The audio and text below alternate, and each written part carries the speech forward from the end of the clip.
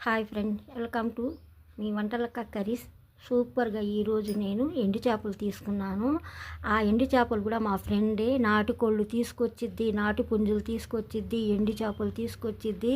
నేను ఏం కావాలంటే అవి తీసుకొచ్చిద్ది. కానీ ఆమెకి నాకు గొడవ పడింది. ఎందుకంటే గొడవ పడింది, నేను ఆమె మీద భలే కోపంతో అలిగాను. నాకు కొంచెం ఎక్కువ డబ్బులు తీసుకున్నట్టుగా అనిపిస్తుంది. ఎందుకంటే నేను ఏంటంటే పాపం గట్టిగా అడగాలంటే నాకు ఇబ్బంది కలిగి నేను ఏదైనా కూడా అట్లా అడగకూడదు అని కొంచెం ఫీల్ వచ్చింది నాకు మనసులో. అందుకోసం నేను అడగలేను. ఈరోజు చేపలు తీసుకొచ్చింది. ఆ జల్లలంట 150 రూపాయలంట. ఆ రేటు ఎక్కువ తక్కువ కానీ నా మైండ్ ఏంటో కొంచెం డిస్టర్బ్లో ఉంటుంది, తెలుసుకోలేకపోతున్నాను. అందుకోసం 150 రూపాయలు ఇచ్చి నేను జల్లలు తీసుకున్నాను. ఆ జల్లలు తీసుకుని ఎండలో పెట్టుకుందామంటే మా అమ్మాయి అనింది, అన్ని ముక్కలు కోసేసి అమ్మి ఇప్పుడే ఇప్పుడే తీసుకున్నావుగా, కోసుకున్నాక ఆనిక కొంతసేపు ఎండల్లో పెట్టుకుని డబ్బాలో పెట్టుకుందాంలే అనింది.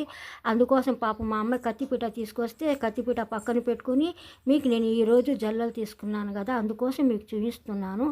ఈ జల్లలు మాత్రం ఈ ఎండి జల్లలు మాత్రం ఫ్రెండ్ చాలా టేస్ట్ ఉంటుంది. భలే ఇష్టం నాకు, భలే బాగుంటాయి. ఎందుకంటే కండ కూడా మెత్తగా ఉంటుంది, టేస్ట్ ఉంటుంది. అది ఏమో మన టమాటా కూరలో బాగుంటుంది, దోసకాయ కూరలో బాగుంటుంది, వంకాయ కూరలో బాగుంటుంది, ఒట్టిగా ఫ్రై చేసుకున్నా కూడా బాగుంటుంది. మళ్ళీ ఏమో టమాటాలు, దోసకాయలు, వంకాయలు అన్నీ వేసుకుని వండుకున్నా కూడా బాగుంటుంది. కొంచెం ఉల్లిపాయలు అన్నీ వేసుకుని కొంచెం చింతపండు పులుసు వేసుకుని వండుకున్న భలే టేస్ట్ ఉంటాయి ఆ జల్లలు. శుభ్రంగా నేను కోసుకుని ఎండలో పెట్టేశాను. ఇప్పుడు మా పక్కన బేబీ అక్క అంటారు కదా, మా బేబీ అక్క మీరు చూసే ఉంటారు. మా అక్క దగ్గర నేను 30 కిలోలు కాకరకాయలు తీసుకున్నాను. ఆ కాకరకాయలు కూడా ఫ్రెష్ కాకరకాయలు తీసుకొచ్చింది. ఎందుకంటే నేను ఫ్రెష్గా బాగుంటే మాత్రం ఖచ్చితంగా తీసుకుంటానని ఆమెకు తెలుసు. తీసుకొచ్చి కామ్గా నింది, అమ్మాయి కాకరకాయలు కోసాను మా చెట్టుకి, నువ్వు తీసుకుంటావా అనింది. సరే అక్క నేను తీసుకుంటానక్క, ఎన్ని ఉన్నాయి అన్నాను. 30 కిలోలు ఉన్నాయమ్మా అనింది. 30 కిలోలు అంటే అప్పుడు రేట్ ఎంత అన్నాను. చూడండి, నేను 30 కిలోలు వచ్చి కాకరకాయలు తీసుకున్నాను కదా, శుభ్రంగా తొక్క తీస్తున్నాను. అది చెక్కు మాత్రం పల్సంగా తీస్తున్నాను. మీకు వీడియోలో ఎలా అనిపిస్తుంది ఏమో కానీ తెలియట్లేదు. కొంచెం సుమారుగా లైట్గా తీసాను అంతే, ఎక్కువ తీయలేదు. కొంచెం ముదురు ఉన్నప్పుడు కాకరకాయ నేను చూడండి గింజలు తీసేస్తున్నాను. ఎందుకంటే కాకరకాయ పచ్చితనం ఉంది, లోపల మాత్రం అక్కడక్కడ గింజ కొంచెం పండినట్టుగా ఉంది.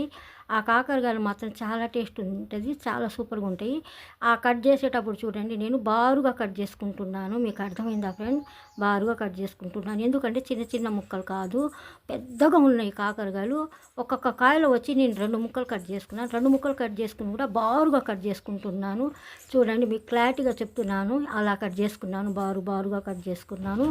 దాంట్లో తగినంత నేను రాళ్ళు ఉప్పు వేసుకుంటాను, పెరుగు వేసుకుంటాను, లైట్గా కొంచెం పసుపు వేసుకుంటాను. చూడండి సూపర్ టేస్టీగా నేను వంటలు అన్నీ చాలా మంచిగా వండుతాను. ఫ్రెండ్ చూసేవాళ్ళు వంటలక్క కర్రీ ఛానల్కి లైక్ చేస్తుండండి ఫ్రెండ్, షేర్ చేస్తుండండి. సబ్స్క్రైబ్ మాత్రం వంటలక్క కర్రీ ఛానల్కి తప్పకుండా చేయండి. సూపర్ వంటలు వస్తుంటాయి. మీరు తప్పకుండా చూసి నా ఛానల్కి కామెంట్ కూడా పెట్టండి. చూడండి ఇప్పుడు నేను తగినంత పెరుగు కూడా వేసుకున్నాను. మంచిగా చక్కగా కలుపుకుంటున్నాను. కలిపేసి ఇప్పుడు నేను స్టవ్ మీద పెట్టేసి ఒక 5 నిమిషాలు హై మీద లో మీద చూడండి. ఇప్పుడు నేను స్టవ్ ముట్టించేసి స్టవ్ మీద పెట్టేస్తున్నాను.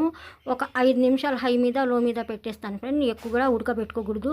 ఎందుకంటే మన కాకరకాయ కొంచెం లైట్గా పచ్చితనం ఉండాలా, మళ్ళీ ఫ్రై చేసేటప్పుడు మెత్తంగా అయిపోతే బాగుండదు. అందుకోసం నేను ఒక పొయ్యి మీద చూడండి అన్నం పెట్టేశాను. ఒక పొయ్యి మీద అన్నం ఉడుకుతుంది, ఒక పొయ్యి మీద నేను పాలు మరగబెట్టుకుని తోడేసుకోవటానికి కూడా పెట్టుకున్నాను. ఇప్పుడు లో మీద పెట్టలేదు ఫ్రెండ్, నేను హై మీద పెట్టేశాను. ఈ పండిన కాకరకాయ గింజలు మాత్రం నేను నా స్థలం ఉందిగా ఖాళీ స్థలంలో వేసుకుంటాను. ఎందుకంటే కొంచెం చెట్లు వస్తే కాకరకాయలు పండుతాయి కదా అని. చూడండి నా ఇల్లు వాకిలు ఎలా ఉంటుందో కొంచెం చూసి తప్పకుండా మీరు కామెంట్ చేయండి ఫ్రెండ్. ఇది చూడండి నేను ఎరువు పెట్టుకుంటున్నాను చెట్ల కోసం. ఎందుకంటే నాకు చెట్లు అంటే భలే పిచ్చి, చిన్నప్పటి నుంచి ఉంది ఆ బుద్ధి నాకు. చెట్లు అంటే మహా ఇష్టం, ఏదో ఒకటి వేసుకోవాలని ఉంటుంది. కానీ నేను ఏదో ఒకటి వేస్తూనే ఉంటాను. అక్కడ మాత్రం నేను కాకరకాయలు గింజలు వేసేసాను. చూడండి చింత చిగురు ఎంత బాగా వచ్చిందో, ఆ చింత చిగురు కూడా కోసేస్తాను నేను. ఇప్పుడు పక్కన మట్టి తీసి దాని మీద వేసేస్తున్నాను. ఎందుకంటే అక్కడ కాకరకాయల గింజలు పండు. చూడండి నేను కాకరకాయలు పొయ్యి మీద పెట్టేశాను కదా ఫ్రెండ్, సూపర్గా మంచిగా ఉడకబెట్టుకున్నాను. మరి ఎక్కువ కూడా లేకుండా ఒక పొయ్యి మీద వచ్చి నేను అన్నం ఉడకబెట్టుకున్నాను కదా, శుభ్రంగా దమ్ అయిపోతుంది.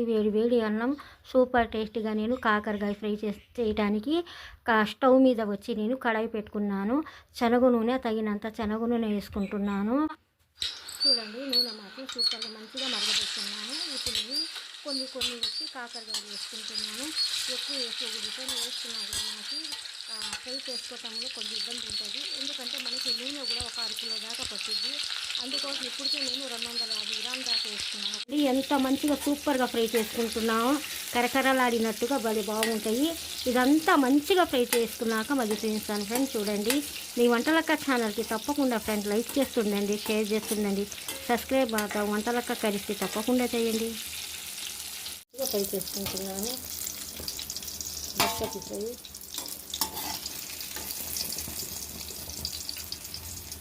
చూడండి, చేప ముక్కల్లాగా ఫ్రై చేసుకోవాలి ఇలా.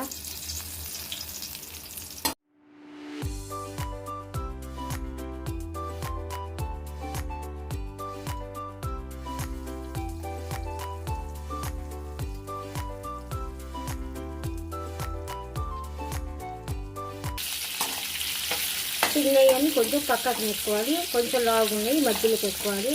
తొందరగా మంచిగా మగ్గి ఫ్రై అవుతాయి. చూడండి సార్, అన్నీ వేసేసాను శుభ్రంగా. అంతా మంచిగా కొంచెం ఇది మళ్ళీ ఫ్రై చేసుకోవాలా ఒక 5 నిమిషాల దాకా. హై మీద లో మీద పెడుతున్నాను నేను. ఎక్కువ హై మీద కూడా పెట్టకూడదు, మాడిపోయినట్టు అయిపోతాయి. మరి లో మీద పెట్టినా కూడా మంచిగా తొందరగా మగ్గిపోతాయి.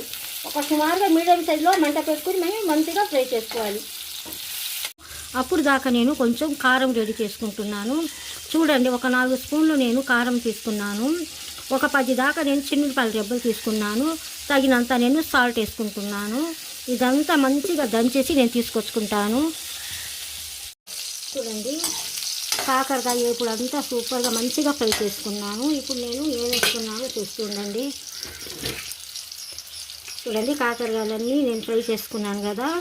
ఇదేమో చిన్నులపాయలు, తగినంత చిన్నులపాయలు ఎక్కువగానే తీసుకున్నాను. కారం తీసుకున్నాను.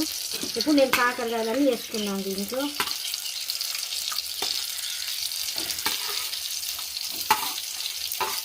మీకు కావాలంటే పోపు దినుసులు వేసుకుని కూడా మళ్ళీ ఫ్రై చేసుకోవచ్చు. కరివేపాకు వేసుకోవచ్చు, కొత్తిమీర వేసుకోవచ్చు. కానీ నేను ఏం వేయను, సింపుల్గా చేస్తున్నాను, చాలా టేస్టీగా. చూడండి, నేను కారం వేస్తున్నాను, చిన్నులపాయల కారం.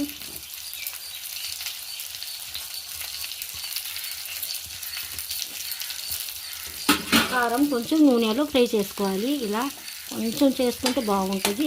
బాగా కారం గుమగుమలాడిపోతుంది, ఎంత కమ్మటి వాసన వస్తుందో.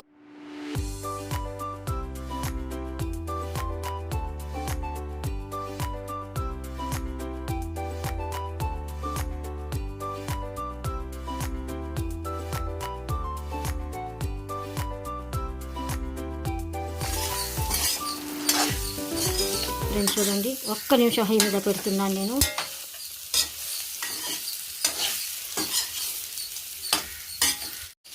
చూడండి, చిన్నులపాయ కారంతో సూపర్గా నేను కాకరకాయ ఫ్రై చేసేసాను. కొంచెం ప్లేట్ ఇలా కొంచెం గాలిపోయినట్టు ఉండాలి, ఎందుకంటే కాకరకాయ మెత్తపడకుండా కొంచెం బాగుంటుంది. చూడండి, వేడి వేడిగా అన్నం వేసుకుంటున్నాను.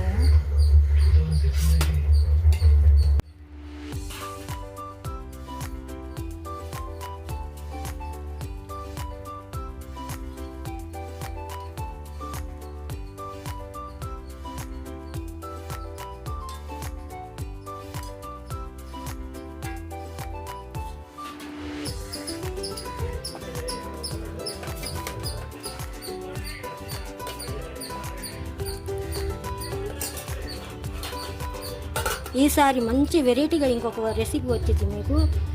చూడండి, టమాటా చారు ఎంత సూపర్గా చేశాను నేను.